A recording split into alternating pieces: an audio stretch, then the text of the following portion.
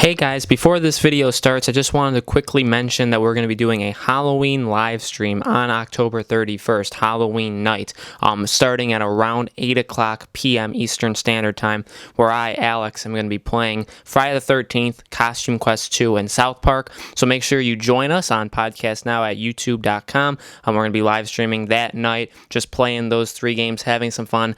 I'll be talking to you guys through live stream, anything you want to talk about, just, a nice little hangout to celebrate Halloween together. So I will see you guys there. What's up, everybody? Welcome to Podcast Now. I'm Alex, and I'm here today to talk about the best class in South Park, the Fractured Butthole. Now, this video counts as one of our special videos for South Park, where you have to comment on this video and on the giveaway video in order to enter for a chance to win South Park, the Fractured Butthole. So if you didn't already know that, we're giving away the game on the system of your choice. So go watch that video, follow the rules, and you'll be entered to win. So this video does indeed count. So in this video, we're going to be looking at the classes, and we're going to be talking a little bit about them. What I think is important to note firstly is, yes, the title of the video is the best class. And yes, I'm going to be talking about the best class in my opinion and kind of the best arrangement of classes. I just want to make it known that obviously you can make any of these classes yours and you can make any of them well. They all have things that make them tick and they're all good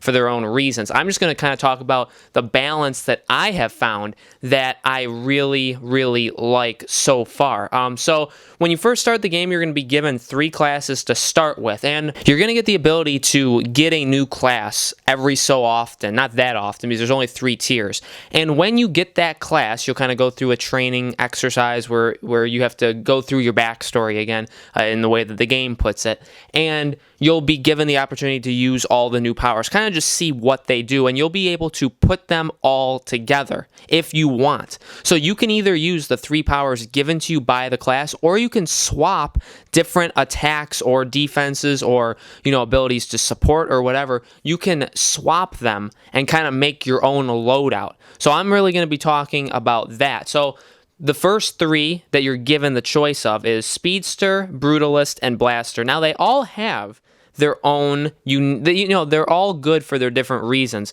I chose Blaster. When I was looking through the first 3, I saw kind of extremes of the spectrum of fighting. Whereas with Blaster, and that's what I saw for Speedster and Brutalist, with Blaster I kind of saw an all-around, grouping that I thought would be really well. It's got a ranged attack, but you could also use it close by. It's got the ability to kind of push people away, and, more than anything, I like its ability to injure more than one person at a time. Now, this obviously works for any attack, where if you attack somebody into somebody else, you do extra damage. But the ability to really hurt multiple people with these attacks is the best base class you can possibly get. I think out of the 3, Blaster is by a mile the best one. So that is what I mean, the first one is the triple burn, where you go 1, 2, 3, and that does a good amount of damage just to start out, but what's more important is the burn effect. Now, the burn effect can last 2, 3 turns unless,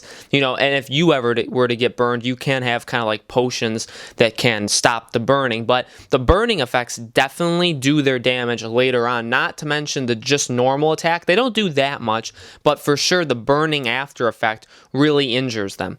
Now, the heat wave is the second one, and the heat wave is what's going to kind of create like a line on the ground, and that can stop 3 squares. So you can really push people back with this move. Very useful for attacking people. What I find about this game is a lot of the attacks are good if you're going straight, if you're going left to right, right to left.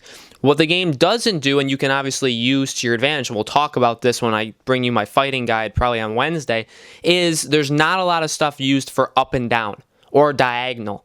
This is one of the rare moves that you can use to kind of get someone diagonal from you, where you can get a sweeping area of them, push them back, and deal a lot of damage.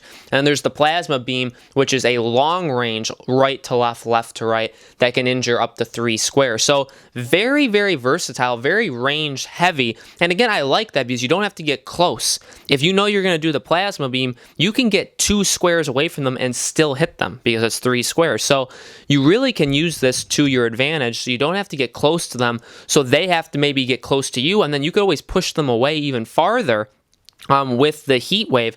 And a lot of the enemies will do kind of like that encircling thing where it's an after effect where you have one turn to get away from the areas that are lit up red. You can still attack them while you're staying away from them using this basic class, because you don't have to get close to use these moves. You can stay far away and you'd be out of like a danger zone. So that's honestly why I find it to be the best one. Now, things you're going to want to pair with. You're going to get another list of classes. You're going to get 5 more to choose from. And these ones are definitely, like exciting. Like there's a lot to these. There's Cyborg, there's Elementalist, there's Psychic, there's Assassin, there's Gadgeteer. I've seen a lot of people talk about how good Assassin is, being able to kind of sneak around. You'll get an Assassin class character early on in the game that you can play. And that's also good to note, is the characters that you're going to have around with you. No matter what class you pick, you're going to want to make sure, and no matter what abilities you have, you're going to want to make sure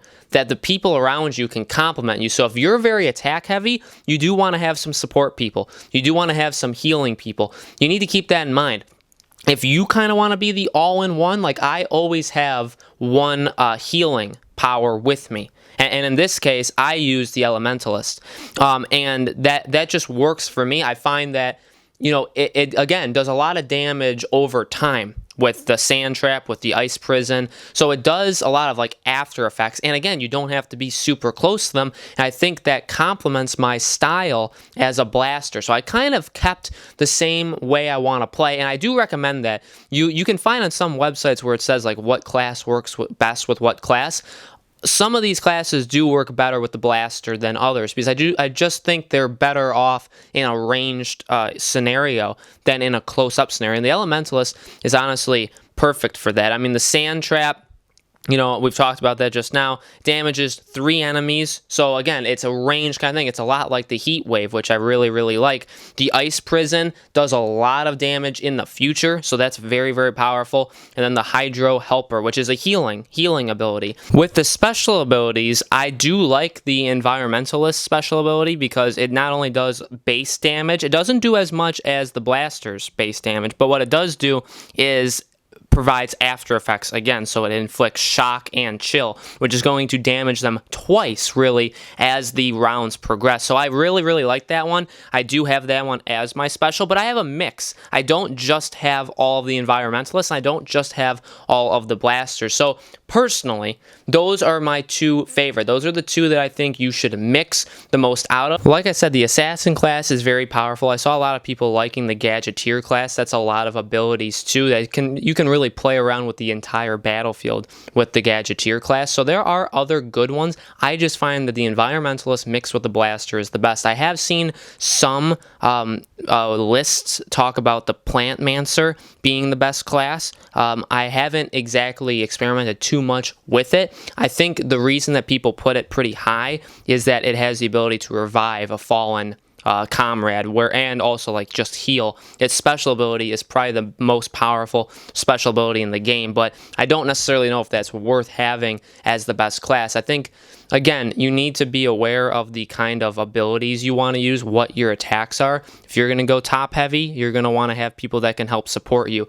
Like I said, I do 2 heavy attacks that are kind of ranged, and I also have a healing ability, whereas maybe you just want to have all healing and all blocking things. Like you can play around with it, but you want to make sure that your teammates, whoever you have on your team, has abilities that can complement you. You don't want to have all of the same people fighting at once. You always kind of want to keep one person always that's healing in the list. So we're going to talk more about that in the fighting guide in general on Wednesday. So that is what I believe to be the best class, or at least the best classes mixed up, is the blaster and environmentalist. So let me know what classes you guys think are the best. Let me know some of the powers that you use when you're playing this game in the comments below. Make sure to subscribe to our YouTube channel, podcast now, like and share the video, and I will see you for the next South Park video on Wednesday. Just to let you guys know, we're going to be doing a Star Wars Battlefront 2 Community Day event on Sunday, November 19th and Sunday, November 26th, where Tyler and I will be playing Star Wars Battlefront 2 from 1 o'clock to 8 o'clock p.m. Eastern Standard Time, where we want to play with you. Those who have Star Wars Battlefront 2, we welcome you to play with us. We'll be collecting your names and hopefully being able to get into groups with you. We want to play with you, and we're giving you some incentive to do such. We're going to be giving away one $25 Fandango gift card to a person that plays with us on each event, as well as one $15 Fandango gift card to somebody who watches us on each event. So both events are going to have one set each of the gift cards, $125 and $115 for events 1 and 2. Again, this is taking place November 19th to the 26th. We hope to see you there.